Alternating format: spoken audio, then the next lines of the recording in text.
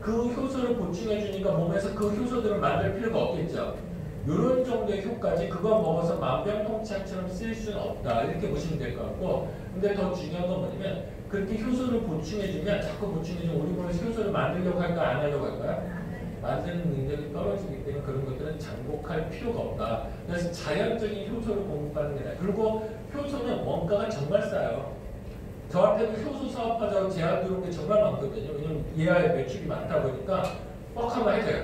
근데 그 원가 비율 듣고 깜짝 놀랐어요. 어떤 정도냐면 우리나라 카이스트에서 개발한 그 박사 두 분이거든요. 그런데 제품 포장비까지 하면 제품 가격의 9%가 원가예요. 포장비까지 다 했어요. 그러니까 마진이 얼마나 많이 나는지 아시겠죠? 그래서 그걸로 많이 하는데 사실은 효소 제품을 사서 드실 거면 그냥 집에서 현미식초 드시는 거랑 효과는 똑같아요. 매실 드시는 거랑 효과는 똑같다. 새우젓 드시는 게 효과는 더 좋아요. 효소 측면에서 볼 때는. 그러니까 이렇게 이해를 하시면 돼요. 그러면 우리 몸에 효소들이 너무 많으니까 효소의 원료를 공급해주면 좋겠죠. 효소의 원료가 뭐냐면 바로 단백질, 비타민, 미네랄 이렇게 보시면 될 것 같아요.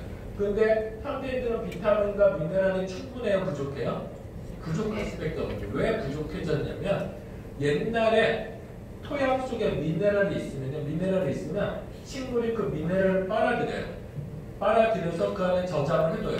그리고 그 미네랄과 광합성을 통해서 비타민을 생성시켜냅니다. 그런데 중요한 건 뭐냐면 지금 토양 속에 미네랄이 부족하게 된 거예요. 그리고 요즘 야채들이 예전처럼 뿌리를 깊이 내려요? 얇게 내려요? 얇게 내려요. 그래서 여러분도 혹시 배추 뿌리 깎아 먹어보신 분? 두 가지 조건이 있죠? 예. 그게 오래됐거나 연식이. 두 번째는 어렸을 때 그렇게 삶이 녹록지 않았던 그런 경우가 많죠. 근데 저도 그걸 깎아먹은 기억이 나요. 씹어서 깎아먹은 기억이 나는데 정말 맛있었어요. 정말 맛있었어요. 그래서 그거 하려면 어린 그 기억이 나는 게 배추를 몇 번은 들고 요거를 파가지고 또 흔들고 해서 빼서 그걸 깎아먹었거든요. 근데 요즘 배추는 오렌지 배추 가보시면 아시겠죠? 발로 툭 치면 빠져요. 이해되셨어요? 뿌리를, 땅에 미네랄이 부족한데 뿌리도 깊이 못 내리니 그 식물이 미네랄을 함량을 충분히 가지고 있지 못하는 거죠. 그래서 여기서 이제 또 문제가 되는 거예요. 우리는 미네랄을 식물을 통해서 보충해줘야 되는데 식물 속에 부족해졌어요. 왜냐면 비료만 주면 얘네들은 잘 자라거든요.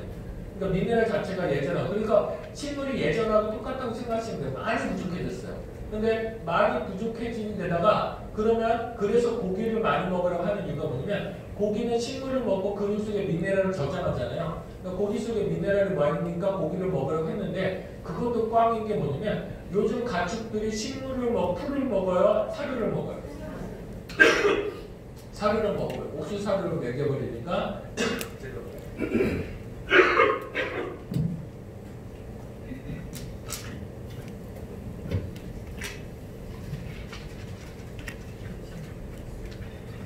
기침한다고 불안해하지 마세요. 저 코로나를 다 안 치는데 있었기 때문에 이렇게 보시면 될 것 같은데 그 고기 자체도 그 사료를 먹어보기 때문에 이거 미네랄 보충해 줄 수 있는 방법이 없어요. 그러니까 현대인들은 종합 비타민 제도는 먹어야 돼, 안 먹어야 되겠어요? 먹어야 된다 이렇게 보시면 될 것 같아요. 그러면 이거 어떤 제품을 먹어야 될지 다음 시간에 여러분들 배우신다 이렇게 보시면 될 것 같고요. 실제적으로 보조식품 필요 없다고 하면 잘 보세요. 혈압약을 먹으면 칼슘과 마그네슘이 고갈돼요. 혈압약은 칼슘과 마그네슘이 고갈돼요. 칼슘이 고갈되니까 제일 먼저 골다공증이 생겨요, 안 생겨요? 생겨요.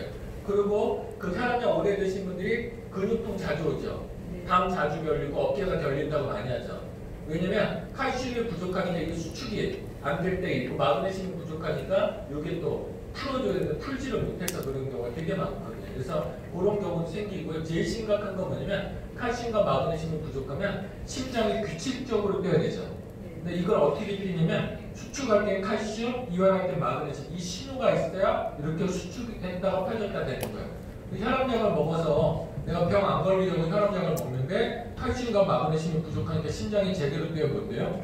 못 뛰다가 부정맥이 생기고 심하면 심장 마비가 오는 거예요. 그러니까 내가 혈압약 먹지 말라는 소리 아니에요. 혈압약을 먹으려면 꼭 뭘 먹어야 돼요? 칼슘과 마그네슘을 먹어야 되는데 웃긴 건 뭐냐면 지금 상술에서 영양제, 비타민C 따로, 비타민 A 따로, 셀레늄 따로, 비타민 E 따로 다 이렇게 따로 했어요.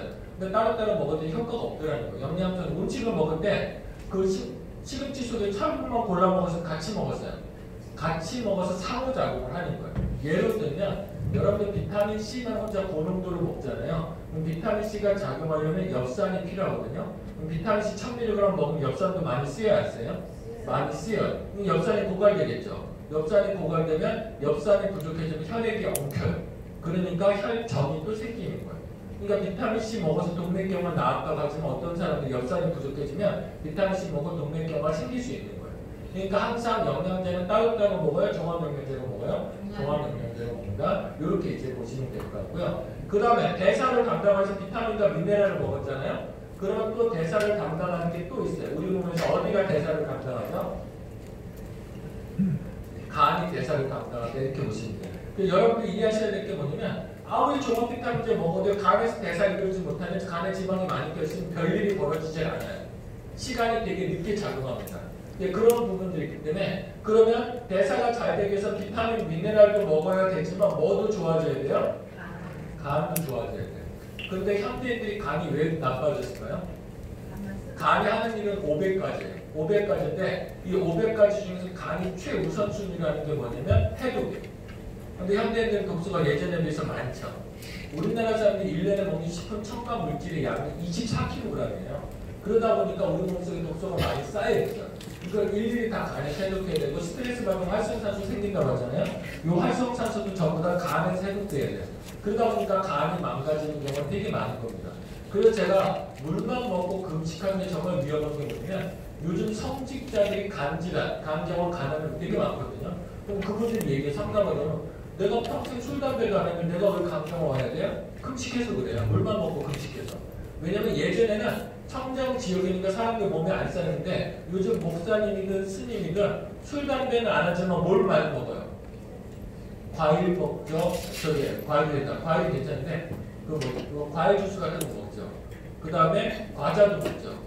교회는 제가 봤을 때 거의 90% 교회에서 소진하는 거예요. 그죠? 온갖 정체 모를 과자는 교회에 다 있잖아요. 네. 주일 어린이반에 다 있잖아요. 그러니까 그런 부분들 다. 그러다 보니까 목사님도 같이 먹고 하다 보니까 독소들이 예전에 비해서 많이 쌓여있는데 물만 먹고 금식할 때 독소가 일시적으로 나와서 그걸 간에서 다 해독을 해야 되잖아요. 근데 간이 보호해주지 못하면 간이 그 순간에 망가지고 간세포에 문제가 생긴다 이렇게 보시면 돼요. 그러니까 물만 먹고 금식하면 돼야 안 돼요? 절대 안 된다 이렇게 보시면 될 것 같아요. 그래서 간을 보호해주는 성분이 반드시 필요하다. 그러면 간을 보호해주는 성분이 뭐냐? 바로 밀크시슬이에요. 근데 밀크시슬만 먹는다고 간이 보호가 되느냐? 그렇지가 않더라는 거예요. 현대인들이 간이 나빠진 이유 봤더니 담즙이 울치내는 경우가 되게 많은 거예요. 그러면 간에 담즙이 췌장을 쓸개를 통해 췌장으로 분비가 돼야 되는데 이 담즙이 간에 잘 못 나오고 울체가 되는 경우가 되게 많은 거예요. 왜냐면 고탄수화물 식사하고 고지방 식사를 할 때 이런 경우들이 많이 생겨요. 그래서 이 간에 있는 담즙 분비를 도와주기 위해서 반드시 필요한 게 뭐냐면 강황이에요. 여기에다가 간이 해독 과정 중에서 밀크시슬 같은 것만 필요한 게 아니고 아미노산도 필요해요. 분지 아미노산이 필요합니다. 그래서 그런 분지 아미노산 같은 걸 같이 공급해줘야 된다. 이렇게 이제 보시면 될 것 같습니다. 그럼 세 번째, 또 다이어트하기 위해서 반드시 필요한 게 뭐냐? 호르몬이에요. 호르몬이 우리 몸에 사는 영향을 지배하거든요. 지금 기분 좋아라, 기분 나빠라, 에너지를 많이 태워라, 그렇지 말아라, 잠을 자라, 이 모든 것들을 다 호르몬이 조절해주는 거예요. 여러분 우울증도 냉정하게 생각하면 세로토닌 호르몬이 부족해서 생기는 거예요. 아니면 세로토닌 호르몬이 나왔는데도 몸에서 이걸 인지하지 못하기 때문에 생기는 겁니다. 그래서 이 호르몬들이 미치는 영향을 예를 들면 갑상선 기능 저하증이라고 들어보셨죠? 그건 뭐냐면 갑상선 호르몬이 적게 나온다는 거예요. 그럼 어떻게 되면 갑상선 호르몬이 뭐냐면 주인이 오늘 일을 열심히 해야 되다가 그러면 에너지를 많이 만들게 하는 호르몬이에요. 그러니까 얘네들이 나오는 세포들마다 야 오늘 많이 칼로리를 많이 태워서 에너지 좀 많이 만드는 그 신호인데 갑상선 호르몬이 적게 나오니까 에너지를 만들어요 안 만들어요? 안 만드니까 기운이 없고 우울하고 물만 먹어도 살찐다 그러는 거예요. 에너지를 안 태우니까 먹는 것마다 다 살을 가는 거잖아요. 그런 작용도 있고요. 또 많이 조절 같은 거 말씀드리면 어떤 사람 그런 얘기 많이 합니다. 굶으면 다 빠지지. 그 사람은 평생 한 번도 안 굶어본 사람이에요. 굶으니까 빠지던가요? 어디만 빠져요? 근육하고 수분만 빠지고 주름만 생기고 얼굴살만 빠지죠. 이건 다이어트의 목적이 아니잖아요. 그러려고 한 게 아니잖아요. 그런데 중요한 건 뭐냐면 아무리 굶어도 여성 호르몬이 부족하면 뱃살은 안 빠져요. 내장 지방은 절대 안 빠집니다. 왜냐면 폐경 이후에 여성 호르몬이 적으면 남성 호르몬이 다 배에다 저장이 돼요. 그런 부분들이기 때문에 호르몬이 적으면 여러분들은 살이 안 빠질 가능성도 상당히 높다 이렇게 보시면 될 것 같고, 또 우리 그런 거 꿈꾸잖아요. 제발 남들처럼 배부르면 숟가락 딱 내려놓고 싶죠. 그런 세상도 그런 사람도 있다고 들어보셨어요? 배부른 딱 이게 뭐냐면 음식물이 치리지장 지나갈 때 CCK 호르몬이 나와서 뇌를 통해서 들어가면 뇌에서 야 이제 그만 먹어도 돼 하는 거예요. 그러면 그 신호를 받아들이면 더 먹을까요? 안 먹을까요? 안 먹게 돼요. 왜냐면 더 먹으면 내가 짐승처럼 느껴지거든. 그러니까 안 먹게 되는 거예요. 그런데 중요한 건 뭐냐면 현대인들은 CCK 호르몬이 적게 나오거나 나왔는데도 이거를 뇌세포에서 인지를 못하는 거예요. 그러다 보니까 많이 먹게 되는 거죠. 그래서 여러분 배 터질 때까지 먹었다, 숨을 못 쉴 정도까지 먹었다, 그럼 다 경험 있죠? 네. 숨 못 쉴 때까지 먹은 게 얼마나 대단한 일인지 아세요? 과학적으로 표현했어요. 우리가 평상시에 요만해요.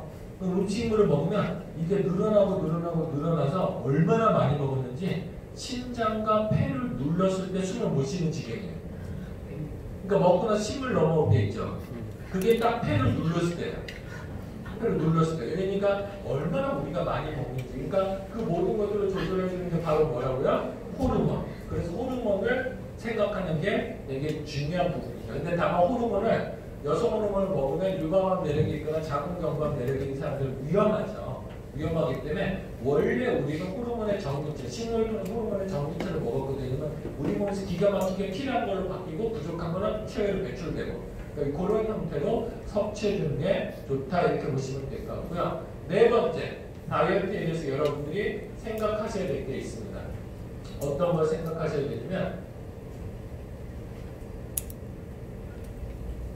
장을 생각하셔야 돼요. 왜냐면 이제 6월달쯤 회사에서 마이크로 바이옴 제품들이 나오면서 여러분들 분명 검사 키트를 활용할 거예요. 그러니까 예전에 여러분 체면 검사 같이 기생충 검사 그것처럼 검사를 통해서 내 몸속에 어떤 미생물들이 좋은 게 많은지 나쁜 게 많은지 어떤 종류가 있는지 이게 쭉 나와요. 좋겠죠. 어떤 사람은 그러고 속으로 수술식인데 이거 똥을 어떻게 맞지 이렇게 하는데 그것까지 다 줄 겁니다. 중간에 딱 똥이 걸쳐주도록 만들게 나옵니다. 그래서 근데 정말 중요한 게 뭐냐면, 자 아까 우리 몸의 주인은 나일까요? 미생물일까요? 미생물이에요. 여러분 미토콘드리아 들어보셨죠? 미토콘드리아도 바이러스예요. 미토콘드리아도 바이러스거든요. 그런데 얘네들은 산소에 약해. 그러니까 얘네들이 바깥에 있다가 지구가 이산화탄소만 있다가 산소가 많은 환경으로 바뀌었잖아요. 그래서 살려고 세포 속으로 뚫고 들어온 거예요. 그래서 나온 게 미토콘드리아. 그러니까 우리 몸에는 미토콘드리아는 미생물이 발전되지 않았으면 에너지를 못 만들죠. 우리 몸은 구성이 안 되는 거예요. 그래서 우리 몸에는 세포 수보다 더 많은 미생물이 장 속에 있어요. 피부에도 미생물이 있고요. 곳곳에 미생물들이 다 있는데 중요한 건 뭐냐면 이 미생물을 우리 몸은 따지다 보면 미생물의 축주인 거예요. 그럼 우리가 우리 몸을 잘 따져봐야 돼. 미생물한테 잘 보여야 돼요. 미생물한테 잘 보이면 어떤 현상이 미생물한테 잘 보이면 얘네들이 우리 몸을 위해서 각종 호르몬도 만들고 영양소도 만들고 우리 몸이 잘 돌아가게 만들어요. 근데 미생물이 기분이 나쁘면 얘네들이 신호를 보내면 우리 몸이 그때서부터 아프기 시작한 거예요. 그래서 장내 미생물 검사를 통해서 이 사람이 요즘은 위암이 있는지 폐암이 있는지 대장암이 있는지 이 사람이 혈압이 있는지 고지혈증이 있는지 이 사람이 우울증이 있는지 그런 것까지 심지어 IQ 레벨까지 결정되는 게 요즘 마이크로 바이옴이라는 이 신학문이에요. 그래서 실제적으로 이 미생물한테 잘 보이는 게 되게 중요하거든요. 그런데 이 미생물은 어떤 거에 의해서 숫자가 결정이 되냐면 우리의 식생활에 의해서 어떤 음식을 먹느냐, 얼만큼 먹느냐, 속을 얼마나 비워줬느냐에 따라서 이 부분들이 결정이 돼요. 실제로 요즘 장수연구소에서 제가 장수연구소에서 장수하는데 뭐 훈장지방에 있는 물을 먹었더니 오래 살지 않고 오래 살까 싶어서 갖다 먹었더니 도시 이상의 수명이 똑같았고요. 요구르트를 먹어도 수명이 똑같았고요. 별로 건강해지지 못했어요. 전부 다. 어떤 것도 갖다 놔서. 그래서 장수연구소에서 발표한 유일한 건강하게 오래 사는 비결은 소식이라고 그랬잖아요. 적게 먹었더니 건강하고 오래 살더라는 거예요. 근데 그거에 의해서 두 번째로 나온 거예요. 그러니까 얼마나 대단한 일인지 이해되시겠어요? 장수 연구에서 지난 몇백 년 동안 오래 살고 건강하고 오래 살기 위해서 수많은 연구를 했는데 입증된 건 소식 하나뿐이 없어요. 근데 두 번째 입증된 게 있어요. 90세 이상 병원도 한 번도 안 가고 장수하신 건강한 장수하신 노인들의 특징이 장내 미생물이 세 가지가 전 세계적으로 공통적으로 발견이 된 거예요. 이게 있었더니 무조건 건강하고 이게 없었더니 90세를 넘기지 못하더라는 거예요. 그러니까 결과적으로 우리 건강은 내가 좌지우지예요? 미생물이 좌지우지예요? 미생물이에요. 그러니까 우리가 음식 먹을 때 뭘 고려해야 돼요? 이거 먹고 우리 미생물이 좋아할까? 이런 것들을 고려하는 시대가 앞으로 온다. 이렇게 보시면 될 것 같아요. 실질적으로 다이어트에도 그런 경우 되게 많아요. 똑같이 먹는데 어떤 사람은 치고 어떤 사람은 안 찌는 거거든요. 이게 바로 이것들에 의한 영향이라고 보시면 돼요. 그런데 이것들의 영향을 주는 것 중에서 가장 지대한 게 미생물인데 신기한 건 뭐냐면 마른 쥐의 변을 받아다가 뚱뚱한 쥐에다 이식을 시켰더니 뚱뚱한 쥐가 날씬해졌어요. 더 웃긴 건 뚱뚱한 쥐의 변을 갖다가 마른 쥐에다 이식을 시켰더니 마른 쥐가 뚱뚱해진 거예요. 그러니까 내가 뚱뚱해진 거는 내 탓이에요? 미생물 탓이에요? 미생물 탓인데 미생물이 그렇게 된 건 내가 입으로 어떤 음식을 넣느냐 그 차이예요. 그래서 실질적으로 장내 피르미트균이라는 그 계통의 미생물들이 많았더니 사람들이 쉽게 살찌더라는 거죠. 식욕이 많이 땡기게 되고 그래서 그런 것들을 없애주는 게 되게 중요한데 그런 것들도 반드시 필요하고 그럼 장이 건강해지기 위해서 반드시 뭐가 필요해요? 유산균이 필요하다. 이렇게 보시면 될 거예요. 그래서 여러분들 다이어트를 너무 힘들게 생각할 거 없어요. 다이어트는 뭐만 생각하면 돼요? 첫 번째 뭐? 칼로리 지하수치. 두 번째 뭐? 대사. 세 번째 뭐? 네 번째 뭐?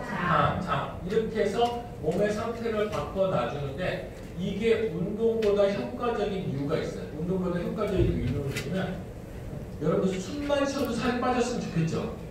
그게 바로 기초대사량이라는 거예요. 이 사람이 숨만 쉬었을 때 하루에 소모하는 칼로리의 양이에요. 그래서 기초대사량을 늘리기 위해서 사람들은 뭘 많이 늘리라고 해요? 근육을 많이 늘리라고 하잖아요. 그런데 따져봤더니 실제로 우리 신체 기관별로 칼로리를 얼마나 소모하나 봤더니 근육에서 소모하는 건 18%예요. 쇠 빠지게 운동해서 근육 늘려도 전체 칼로리 18%를 근육에서 소모해요. 안 움직인다고 가정했을 때. 그런데 뇌에서 소모하는 칼로리가 20%예요. 그러니까 상식적으로 칼로리를 소모하려면 우리가 운동을 쇠 빠지게 하는 게 효과적이야? 머리를 많이 쓰는 게 효과적이야? 머리를 많이 쓰는 게 효과적이야. 그래서 이럴 때 마스터 챌린지 누구한테 전달하는 거 고민하는 게 다이어트에 도움이 된다. 이걸 좀 말씀드리고 싶고요. 다만 여기서 더 중요한 건 뭐냐면 간이 잘 움직이면 간 자체적으로 칼로리 23% 있어요. 그러니까 간에 지방이 껴있으면 칼로리 많이 써요? 적게 써요? 적게 쓰는 거예요. 근데 간만 좋아지면 간이 싱싱해지니까 간 자체 23% 쓰는 거예요. 그래서 기초대사량을 올리기 위해서 저는 운동이 나쁘다고 안 해요. 운동을 해야 돼요. 운동을 해야 되지만 실질적으로 전반적으로 기초대사량을 높이려면 신체 전반적인 기능이 다 좋아져야 되는데 이렇게 하시면 기초대사량 자체가 올라가게 돼 있다. 요거를 좀 말씀드리고 싶습니다. 마지막으로 드시는 법 말씀드릴게요. 프로그램을 알아야 되잖아요. 그러면 어떻게 다이어트하는 게 효과적이냐? 첫 3주는 클린 프로그램이 진행이 되는 거예요. 그래서 이때는 1주차는 아침, 점심, 저녁 외부 음식을 안 먹고 전부 다 쉐이크만 먹는 거예요. 왜냐면 독소가 들어오면 안 되잖아요. 다이어트 3가지 빠졌다. 죄송합니다. 2분만 더 쓸게요. 다섯 번째, 독소가 되게 중요합니다. 우리 몸에 독소가 있으면 독소 입자들이 우리 몸의 건강을 해치잖아요. 중금속 있으면 큰일 나잖아요. 그래서 이게 우리 몸에 피해를 입히지 않으려고 우리 몸이 약간 지방질로 둘러싸요. 그러니까 독소만 있으면 자꾸 근육이 생겨요? 지방이 생겨요? 지방이 생기는데 우리는 독소가 많다고 그랬죠. 근데 만약에 내가 독소를 제거하지 않고 살만 깎고 다이어트만 했어요. 근데 독소는 그대로 있죠.